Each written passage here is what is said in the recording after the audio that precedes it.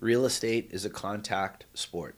The more contacts you make, the better you're going to do. What tips you have for people looking to get into real estate, either investing, fixing and flipping, or wholesaling? In the real estate investing business, everybody talks about cash offer, cash offer, cash offer, right? And I cringe when I hear it because we're not in the offer making business. We are in the house buying business. The first sales manager I ever had, right? It was the first thing he ever taught me. He goes, you got 2 ears and 1 mouth. Use them in that ratio. So if you're new in the business, you cannot hide behind your computer or your laptop all day.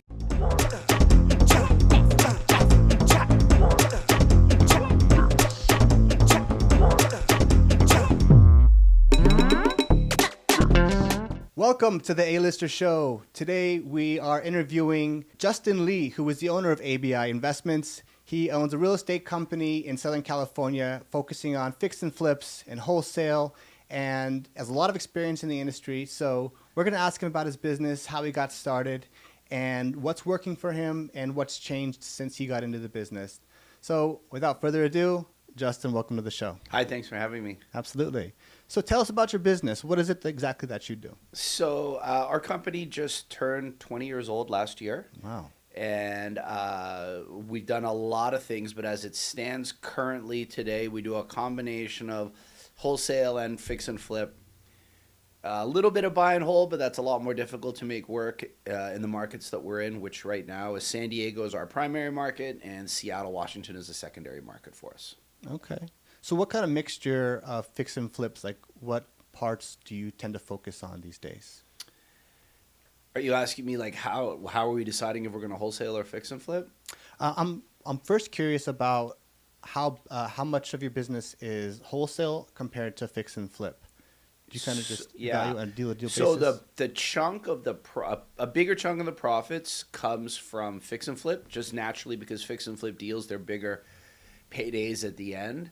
But volume-wise, it's pretty equal between fix and flip and wholesale. So wholesale I love because they're nice, quick, easy deals. It's transactional. You get in, you get out. It's very quick. It's very fast.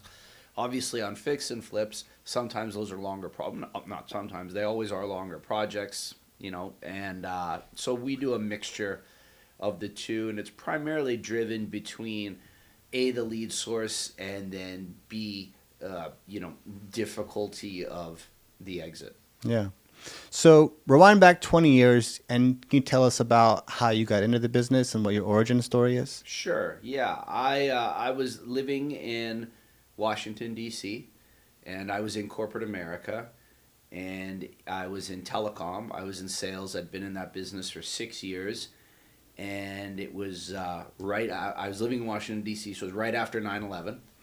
And that's when the dot-com first bust happened in 2001. And I got laid off outside the train station in Newark, New Jersey. I was supposed to go have a meeting I'd been at a meeting at Verizon in New Jersey, and I was supposed to take the train to Philadelphia to go have a meeting with Comcast. So I was in telecom. We were selling high optical networking equipment to big carriers. And the person who was my boss, she said, hey, we've made some changes. And I said, okay, what kind of changes? And she said, we don't need your services anymore. And I said, what do you mean? She goes, you can get on the train and go right past Philadelphia and keep going back to Washington, D.C. And here's a FedEx slip, send in your laptop when you get home. And so that was 2 weeks before Thanksgiving. And about a month later, she was my girlfriend at the time. She's my wife now. She's like, what would you be doing? Because I was laid off, and it was right before Christmas, so it wasn't a great time to look for a job. She said, what would you be doing if you weren't dating me right now? And I said, honestly, I was still younger at the time. I said, I'd probably just go traveling. And she was working as a lobbyist, and she said, I hate my job. Let's do it. And so we took off. We backpacked around Southeast Asia for 4 months. Best trip of my life.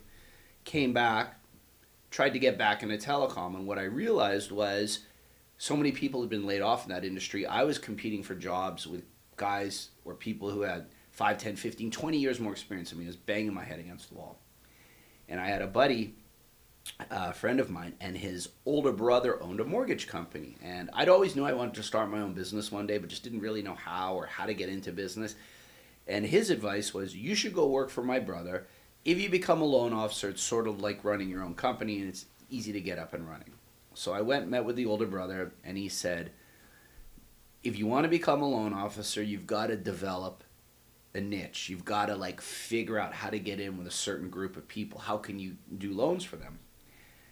And I wasn't from DC, so it wasn't like I had family there. You know, he's like, do you speak a second language? I said, well, I speak French. He's like, well, it's sort of useless here in DC. Like, if it was Spanish, it would be more helpful. And he, being the owner of the company, suggested to me, he said, why don't you go after bad credit refinances? So this is 2002 now. Back then, you could still refi your way out of a foreclosure. So what I did was I started going after these bad credit refis, and back then, if you had enough equity, you could refinance out of a foreclosure. And what I started to figure out during this process was that there were multiple things that people who were facing foreclosure could do. They could do a short sale, they could sell their house to an investor, they could list it with a realtor. So we ended up starting a website called SaveMeFromForeclosure.com, which we've since sold off that business. We started that company, and then I started learning more about, hey, a lot of these people who are in pre-foreclosure, they're not good. It's not good for them to refinance into some super high interest rate loan. They should just sell the property. When I was living, so there was that tri-state area, Maryland, DC, Virginia. They all have different foreclosure processes. I learned the process in all three states, and basically that's how the company was started. And so that's where it grew out of. So you started out basically having conversations with people that are in foreclosure or facing foreclosure. And then you eventually offered them an alternate solution, which instead of refinance, we would go to sell. them and say, look, you're facing foreclosure. Do you want to keep it or do you want to sell it? Okay, if you want to keep it, these are your options. Okay, if you want to sell it, these are your options. And try to become like a solutions-based provider. This is before the foreclosure, big crash happened in 2008. So we were doing this in 2002, 2003 when we started the company. Yeah. And at what point did you come down to San Diego or Southern California? So this is my second stint in San Diego. So I did my first one from 2010 to 2012, and then I've been back here full-time since 2017. Yeah. And so when the foreclosure kind of floodgates opened up after 2008, yeah, you were in a really good position because you already were having tons of conversations with these people facing foreclosure. Well, by that point, the website, SaveMeFromForeclosure.com, had become a national website. So we were doing lead generation for all over the country and actually became a lead gen and lead selling business. Mm-hmm. Because I wasn't about to buy a house in Kentucky or Tennessee. And so it became a lead gen business. And then obviously the leads that were local to us, we were keeping those and working those ourselves. Mm. And so how did you transition into kind of wholesaling and fixing and flipping from there? So we started the company and the website in 2003, but I was living in DC at the time. And obviously the website was just one source of lead generation. So my very first deal, I'll never forget the seller's name, Regina Robinson. Her husband's wages were being garnished by the IRS. She's like, we just need to sell this house. Funnily enough, that first deal came from a bandit sign. The signs that people hang on poles. And so hung a bandit sign. She called off the sign, went over, talked to her, and we bought the house. And we turned around and we resold it, and the rest is history. Yeah. And after that first one, that kind of got your interest in doing more fix and flips, or were you already determined to start doing more fix and flips when that one came around? So I'm not necessarily a person who... there's a really old school real estate guy. His name is Ron LeGrand.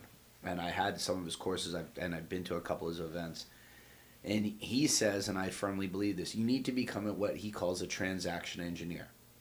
Meaning seller A, seller B, seller C, seller D. They're all different situations, different types of houses, different numbers.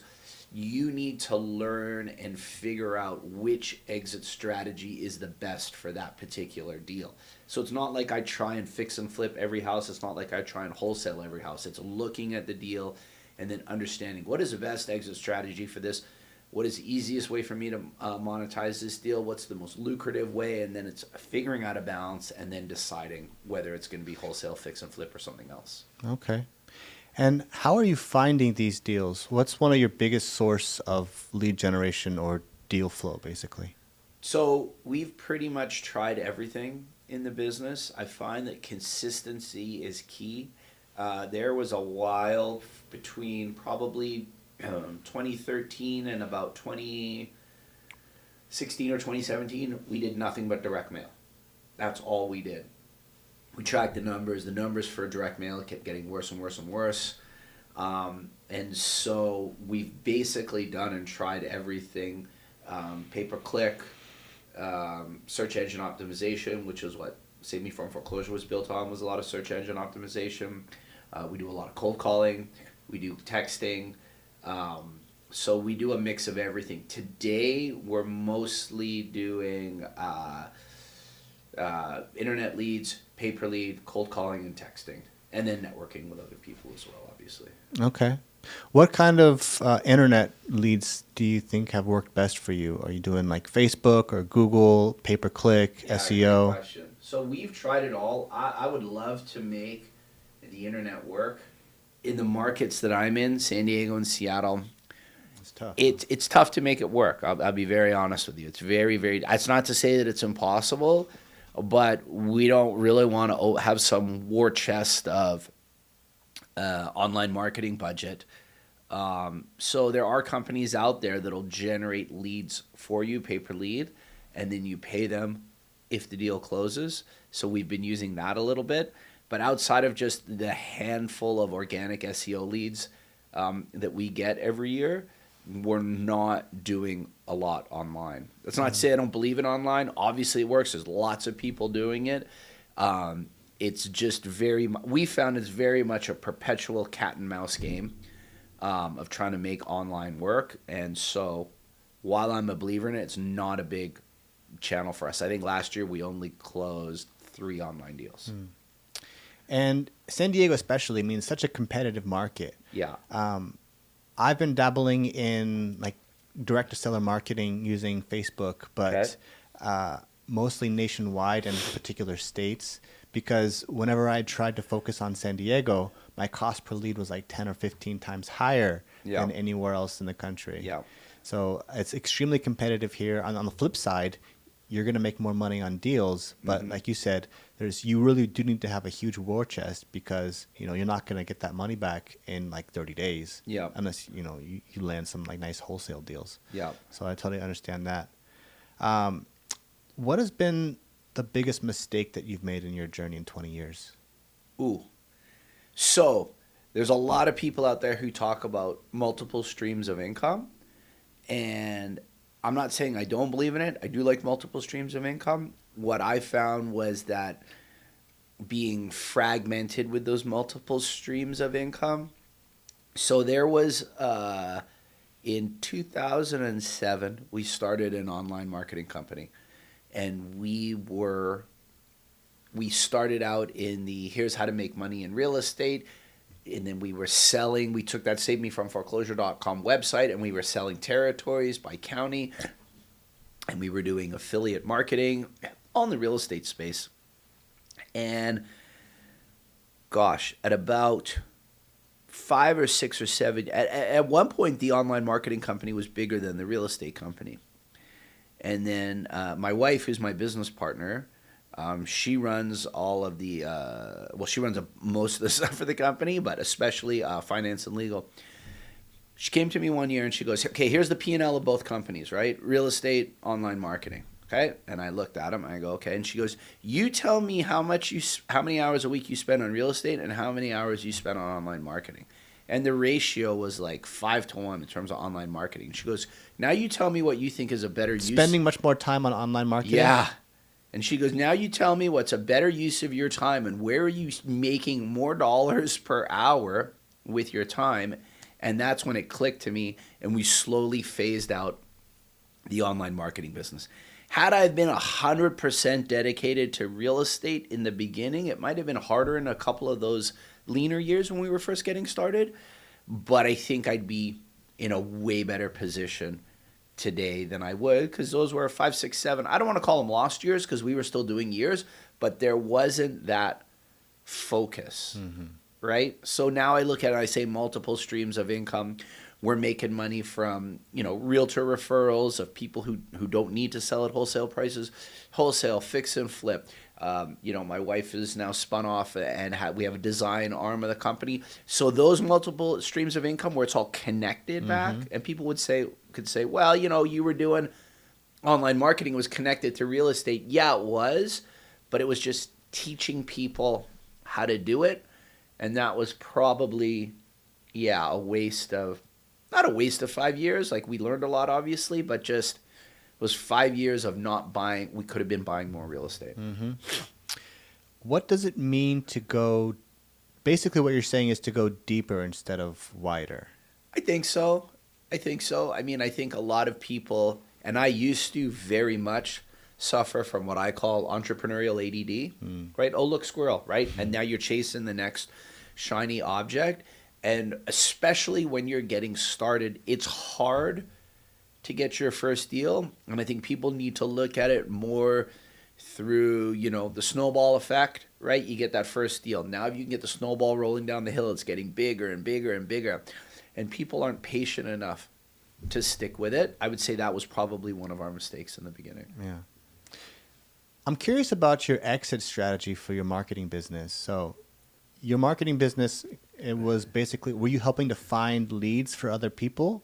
So you had this website and then people would go on and inquire about their saving from their foreclosure, and then you would send them different leads to different service providers? Or then I heard you say something about training. So what was the marketing business like? Okay, so the marketing business started where we own SaveMeFromForeclosure.com and we're generating nationwide leads. So I'm not doing a deal in Kentucky or Maine or wherever. So we would go to other investors and say, hey, do you want these leads? And they'd say yes. And then we would sell them a county, right? And they'd have exclusive rights to the county, and they'd pay me a monthly recurring fee for the county. Well, those people were always real estate investors, okay? Then we were cultivating this list of real estate investors, so then we would send them other affiliate offers. So when you get offers from different people teaching you different courses, we would do marketing and hold webinars and do email marketing and sell affiliate offers to those people. And then we also had our own course. We had one called Best Foreclosure System.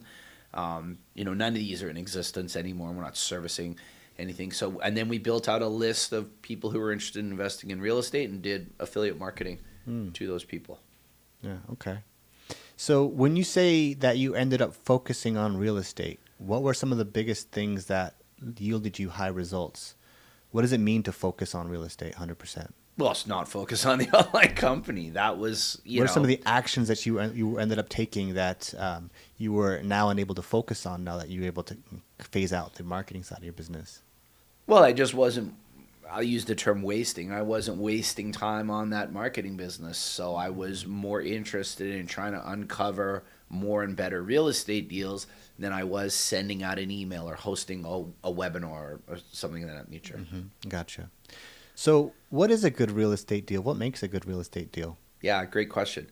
So a lot of people seem to think that you make your money when you buy, which you set yourself up when you buy, but obviously you've got to execute.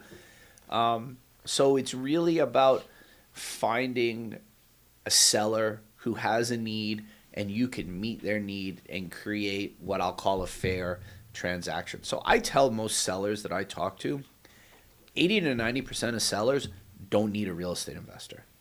They need to sell their property the traditional way by hiring an agent. But there's 10 to 20% of sellers out there who we provide a tremendous service to. So it's about sifting through those leads and not getting hung up on the people who maybe don't need the services of a real estate investor and finding the ones who do. So the ones that maybe don't need a real estate investor or wholesale's not right for them, do you have some way to kind of monetize that? Are you referring them to realtors? Yeah, exactly. Okay. Exactly. Nice. What kind of arrangement is that? What do you do? Like a revenue share or like a flat fee? Yeah, great question. So it's evolved over the years. So right now it's just a percentage of that gross commission. And that's been an important revenue stream. So this is what I talk about with multiple revenue streams, right? That's been an important revenue stream for us over the last, I would say, 4 or 5 years. For the first 10 to 15 years of the business, we were not doing a good job of that, right? And what was frustrating, or what was the straw that broke the camel's back, so to speak, was in our CRM, we meticulously track every lead and everything that we've ever spoken to. And I kept having my team update this lead, and it was like, Fred Jones put his house on the market. Fred Jones's house sold. Sally Smith put it, right? And it was like getting punched in the face saying, hey, you knew about this seller. You knew they wanted to sell. Why didn't we monetize that lead? So now it's working with realtors in the markets that we're in and pushing out leads to them and having a relationship where they're paying us when that deal closes. Okay, so I imagine you guys have some kind of contract that you set up? Absolutely, yeah, of course. Okay, very nice. I'd like to know about the CRM and the operations that you use. Okay. I'm sure in the beginning, 20 years ago, they didn't have the same kind of technology that they have today. You probably working in like spreadsheets or even notebooks or something. Yellow notepad. Yellow notepad, yeah. So what are you using today? Do you want to talk about your software? What kind of operations? Yeah. So we've been using Podio now, which I know when you say Podio to the average, unless they're a real estate investor, nobody has any clue what Podio is, right? Because most realtors have their own big branded CRMs. We use something called Podio, and we've been using that for, it's got to be almost 8 years now. And so, I'm a believer in CRM, but I will caution anybody, CRM's only as good as you using it, meaning you could have the most amazing dialed-in Salesforce CRM. If nobody puts the information into it, it's useless. So you have to be disciplined about putting the information and the notes in the CRM. And then if you do, it's a tremendous tool. I'm curious also about your sales process. Okay. So, what kind of sales process have you developed, in person, in video, or on the phone? Do you try to go for a close on the first visit? What kind of techniques have you found that have increased your close ratio and increased your spread on each deal? Yeah. So I have a sales background. That's what I did in telecom and in mortgages, right? So I love sales. In the real estate investing industry, there was a gentleman by the name of John Martinez. He started running a sales training specifically for real estate investors, and we followed that methodology a lot. I know lots of people out there doing deals completely over the phone. I've done deals over the phone without ever speaking to the person. It's not always possible to get belly to belly with the seller, but I feel like your chances go up dramatically. It's one of the reasons why I think that like a lot of people are into virtual wholesaling, and there's nothing wrong with it. I don't live in Seattle, right? I haven't been up to Seattle for a seller appointment in probably 5 years. And last year Seattle was a nice market for us. So it's absolutely possible to do it remotely. But I'm a big believer that all things being equal, the local guy has the edge over the out of area 100%. or out of state guy, right? He just does. He can jump in the car and go and drive in the property and be there in 20 minutes. I can't do that. Now I have feet on the ground, but then I guess we're getting sidetracked here. The original question was sales process. Yeah. Which is, I think it's different for everybody. There are people, boom, one call closed. Sure, there are some people that you've got to meet with multiple times. I think it's more about, for me, sales is about when I was in telecom, the first like sales manager I ever had, right? It was the first thing he ever taught me. He goes, "You got 2 ears and 1 mouth. Use them in that ratio. Listen twice as much as you talk." Right? I find that the people who are bad at sales, they just talk, and they're not asking the right questions, right? The best salespeople ask the best questions and get the prospect to tell them what they need to know to close the deal. Yeah. Definitely understand that being, there's a spectrum of like if you have to be on a phone call versus like a Zoom meeting or in person. and almost every business is going to have a higher close ratio, and you're going to be able to charge more and get a bigger spread on your business. Yeah. Has there been, do you have a particular sales process that you teach to your salespeople? And are there any kind of things that have a big impact other than being face-to-face that have an impact on your close ratio? I think it's just asking the right questions and having all, the right information, right? So I always tell all my people who are like my front-end people, my lead managers, my cold callers, right? I always ask, what's the number one piece of information that we need to find out from somebody? Number one, why are you selling the property? There's a big difference between, oh, well, I was just surfing online and I was just curious how I could get to my house, versus my wife just left me and she was the breadwinner in the family and I can't pay the March 1st mortgage with my own salary. There's a pretty big difference in motivation between those two people. So it's about asking the right questions on the front end is going to set you up to improve your close ratio as best as possible. Got it. So this industry has gone through, has been getting a lot more attention lately because of social media. Okay. Have you noticed that? I just think that the industry has a whole bunch more competition than it did 5, 10, 15 years ago. Yeah. There's a lot of people trying to get into the game. Yeah. A lot. Has that changed the landscape of this business at all, or changed your approach, or changed the way that you function and operate? So it doesn't change the way that we function or operate, but it has changed the landscape of the business. Meaning I'm very much sort of like head down, let's concentrate, let's execute on what we need to do. I'm a big guy on consistency, right? That was a big change for our business about 10 years ago, was having the right team in place to help us be consistent and do the same things. These are the daily tasks we need to do. These are the weekly tasks, the monthly, the quarterly, right? The annual. Being consistent. And I think that you can call it the rise of social media, sure, just the proliferation of people wanting to get into real estate. I think that there's a lot of people running around who really don't know what they're doing.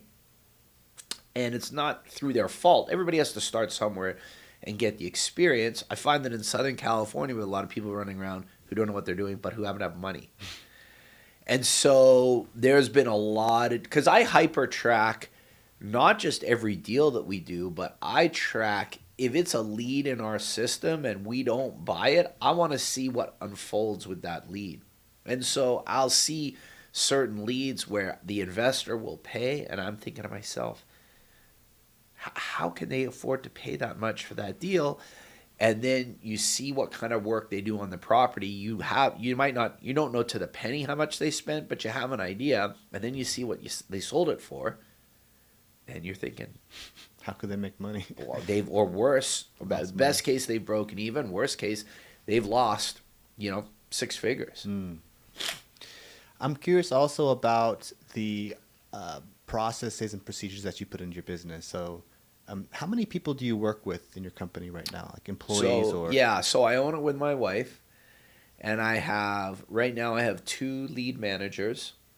And so my 2 lead managers work in our CRM. They work all the leads. And then we have 2 cold callers who cold call for us. So the 2 cold callers and the 2 lead managers, those 4 people report to me because I directly run sales and marketing. And then my wife runs the fix and flip, legal, accounting, finance. But I do all the private money raising on the front end to acquire the assets. So that's what that team looks like. Everything else is outsourced. So, we don't have in-house construction. That's all outsourced. So it's just my team is the in-house team sort of running that, and then everything else is outsourced. Okay. And as far as your sales and marketing is concerned, are you big on documenting your processes and figuring out, if this person leaves me, how quickly would I be able to replace them? Do you have like sales scripts that they follow, and like, here's what you do every single day, these are your tasks, things like that? Yeah, so I got pretty lucky. So obviously, in our world, in the business world, right, the big thing is, go offshore, hire a virtual assistant, right? And my philosophy on that is, yes, it works. You got to kiss a lot of frogs to get to the princess. Okay, so I went through countless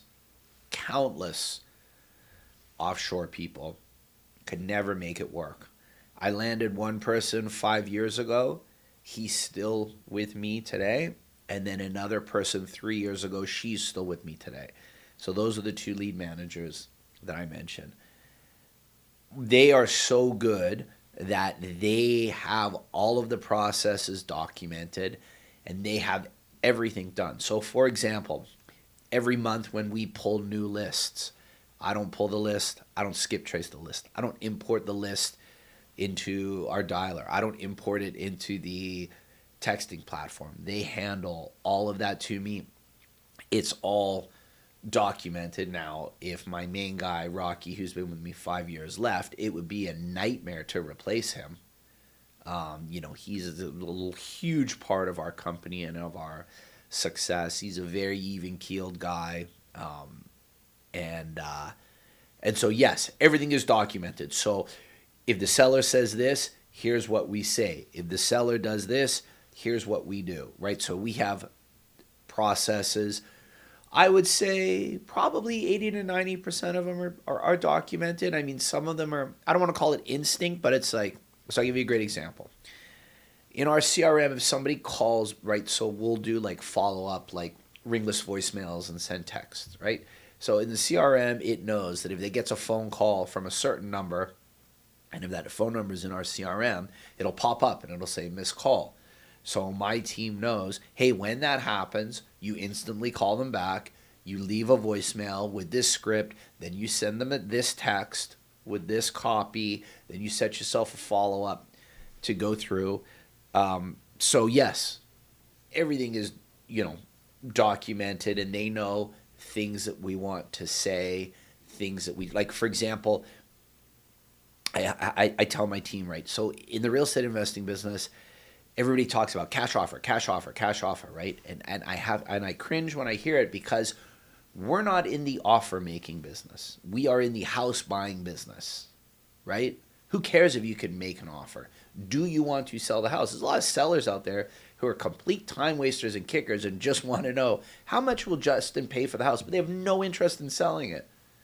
Well, they have no interest in selling. What's the point in me making you an offer if you're not going to say yes? Like, I have better things to do with my time. I have to find the people who want to sell their homes, not just want to get an offer. Yeah. How many no's do you end up having to go through before you find a deal? A lot. But when I got started in sales and telecom, it was the same. So I'm used to hearing a boatload of no's. So to me now, it's second nature. But when you get started in the business, it can be hard. If you don't come from a sales background, it can be hard. I mean, and there's no other way to get used to it other than experience. There's no magic way to get around that. What does your personal development look like these days? Ooh, good question. Do you have coaches? Have you ever had a coach? We have had so we've had coaches, and funnily enough, my wife and I, we joke and we just say, look, if we ever hire somebody, they're just the person splitting the tie anytime that we have a dispute. Certainly not hating on coaches. I think that I've actually done coaching before. I've sold coaching, my own. I have fulfilled coaching for other big name real estate investing gurus who don't do their own coaching. So I've done that in the past as well. When I was doing coaching, I didn't like it. And the reason, let me rephrase that. The 10, 15, 20% of the students who were all in and engaged, right? And who were doing stuff, I loved coaching them.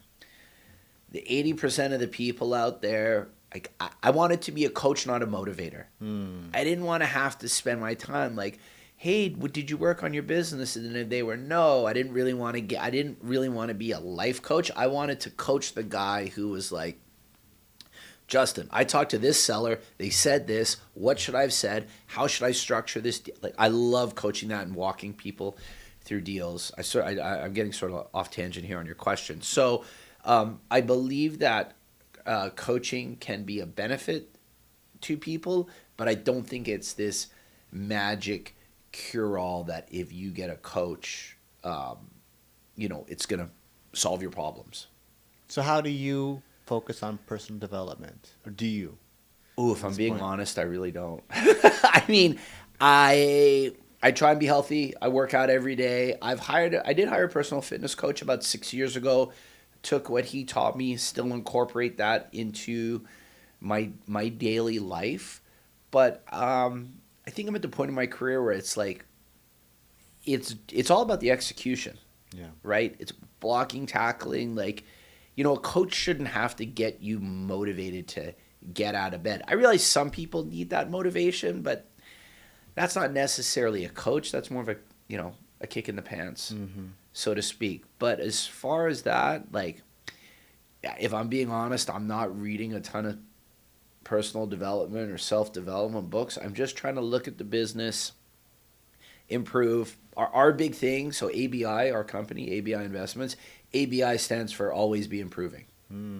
So that's the philosophy. It's one of our core values of our company, right? So I tell everybody, you're never going to be perfect.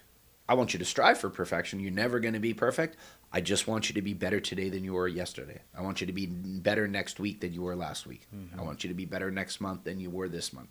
That's our mindset in our company. But as far as personal development, I'm not, maybe I'll listen to the occasional Tim Ferriss podcast or whatever, but it's not a big part of my life, if I'm being brutally honest. Okay. What's the end game for you? Do you plan on continuing and growing what you currently have, or do you have any plans to make a switch or transition anytime soon? I'm way too old to make a switch or a transition. I finally cured my entrepreneurial ADD. So, the end game is we've got some goals and some targets. It's almost 8 years ago now. We made a big change in our business to run our business off of a methodology. The book is called Traction. I don't know if you've ever heard of it. EOS, Entrepreneur's Operating System. It's funny, yes, I've heard of it recently, and only like a lot recently, and apparently it's not new, but in the past couple of days I'm hearing a lot more about this. So that was a game changer for us. We implemented that in either 2016 or 2017. Is that from a book that you read? It's a book. Okay. It's a book. The book's called Traction. If you own a business, I highly, highly, highly recommend it. Even if your business has nothing to do with real estate. Any type of company can benefit from this. And we follow it pretty darn religiously. For us, I'm sorry, I've got on a sidetrack now. What was it? What was the original question? Well, I was wondering if you, like, what your end game in is. Oh, yeah, if okay. You're planning on So what Traction does is every year, so you have weekly meetings, quarterly meetings, and annual meetings. At the annual meeting every year, we make a 1, a 3, and a 10-year plan. And it's pretty interesting now that we've been doing this for 7-8 years to go back and look at the older ones. We did that for the first time this year. So we have a 10-year plan in place. It obviously has changed. But obviously the end game is to build up the company enough whereby the passive revenue is adequate to be able to live off, maintain our current lifestyle without having to do a wholesale or a fix and flip deal. It's so hard to figure out a 10-year goal, isn't it? It's very hard. Have you noticed even a 3-year, 5-year, because everything changes. For sure. The inputs change to that goal. Absolutely. Have you found that some of your original 10-year goals are anywhere near what, like, do you even want the same things you did 7 or 8 years ago? So that's a great point. I wouldn't say so much on the 10-year, but like absolutely. So like I think when we first started it, our 10-year goal was to have so much money that we would become private lenders and just lend out our money. And that is completely not a goal anymore. That's not to say that I wouldn't do that on a case-by-case basis, but that's not the 10-year goal anymore. But it is, so it's it is difficult, but B, it's good because it teaches you how to adapt your business, how to shift, right? Where I was 5 years ago and where I am today and where I thought I was going to be 5 years ago, fast forward to, it's not the same. Yeah. So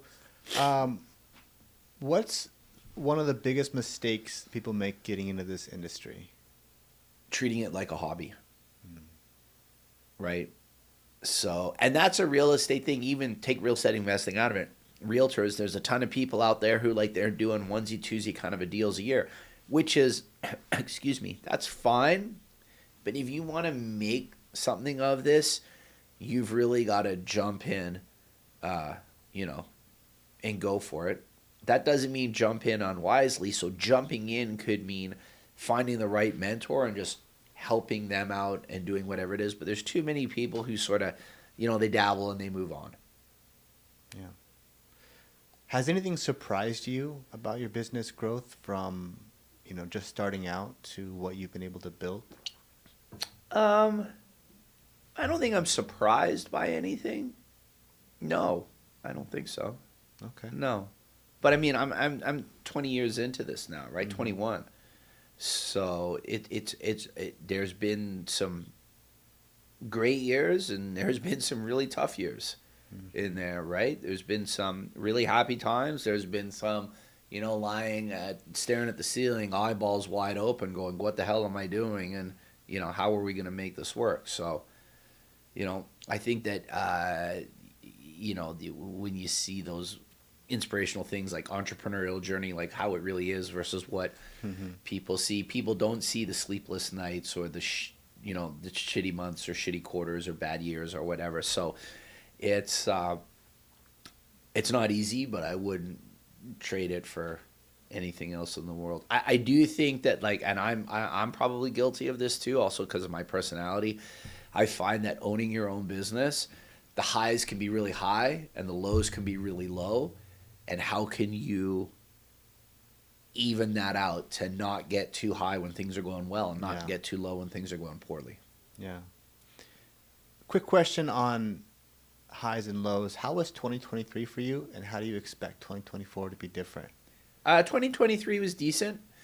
2024 is going to be an interesting year because just 2 days ago, we bought a 8-unit building in North Park. And it came with 9 garages. We're going to take those 9 garages. We're going to turn those into 4 ADUs. So we're going to take the building from 8 to 12 units. That's a bigger project for us because it is multifamily. It's not a single-family home. And obviously that permitting process through the city of San Diego can be a bit of a nightmare.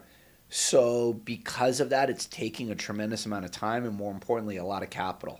Mm-hmm. So that might mean that we're more wholesale focused this year and less fix and flip because we've got this one big project that we're working on. So I don't know how 2024 is going to work out. I guess a lot of it's going to depend on how quickly we can get those permits back and how quickly we can reposition the asset and get it back on the market to sell it. Are you expecting the market as a whole to improve in 2024 with the interest rates and things like that? Do you expect more people to get off the sidelines? Great question. So I have a theory right now, and so far it's been proven to be fairly true, which is, so we had that big interest rate spike in 2022, right? Where we went from the whatever we were in, the 2s or the 3s, all the way up to the 6s. So we've been in this high interest rate environment for a while. And I think this applies to across America, right? So you think of, in a normal market, right? Fred and Sally, they buy their first house. Now they have a kid. Now they have a second kid. Hey, it's time to move up, right? Those move-up buyers, their current house, they're sitting on a 2 or 3% loan, and they're doing the math going, well, hold on, even though I sell this and I go out and buy something, my payment is going to jump so high it's not worth it.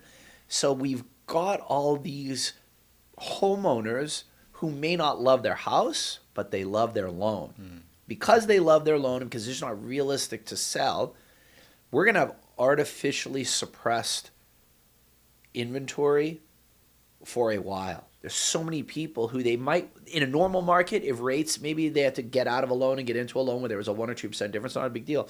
They're not going to double their payment.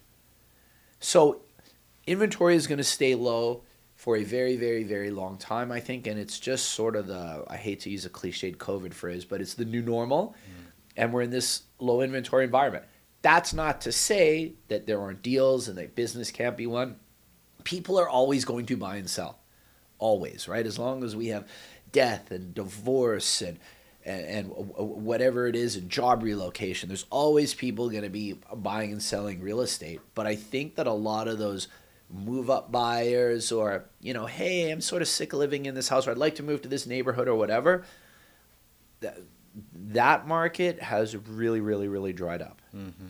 And until rates come back down, I think into the 4s or 5s, certainly the 5s and ideally the 4s, it's going to be a while before we see those inventory numbers spike. And that's a U.S.-wide phenomenon. That's not a market-specific thing. Yeah. Thanks for that opinion there. Well, we got time for about one more question. Okay. And I'd like to ask you what tips you have for people looking to get into real estate, either investing, fixing and flipping, or wholesaling. So, are you talking about for somebody who's never done a deal in their life? Let's say somebody that's just getting into the industry, looking at, maybe they've done 1 or 2 deals. I'm talking about myself. Okay. So, I've done 1 or 2 deals, and, and I'm looking to focus on this more. What would you recommend to someone like me? I tell everybody real estate is a contact sport. The more contacts you make, the better you're going to do. So that's contacting sellers, it's contacting realtors, that's contacting other investors. It's interesting. Real estate is one of the businesses where you do business with your competition. So I wholesale deals to my competition. I don't care. I'm friends with most of my competition. I like our real estate investing community here in San Diego. I know most of the guys, and I get along with almost everybody. So if you're new in the business, you cannot hide behind your computer or your laptop all day. You've got to get out there. You've got to go look at properties. You've got to talk to people. The great thing about this is that if you can find a good deal, the money will find you, right? The money doesn't find the crappy deals. But if you have a hot deal, all of a sudden now people want that deal, you can make it work. So you've got to get up and get out there and talk to people and look at properties and talk to sellers.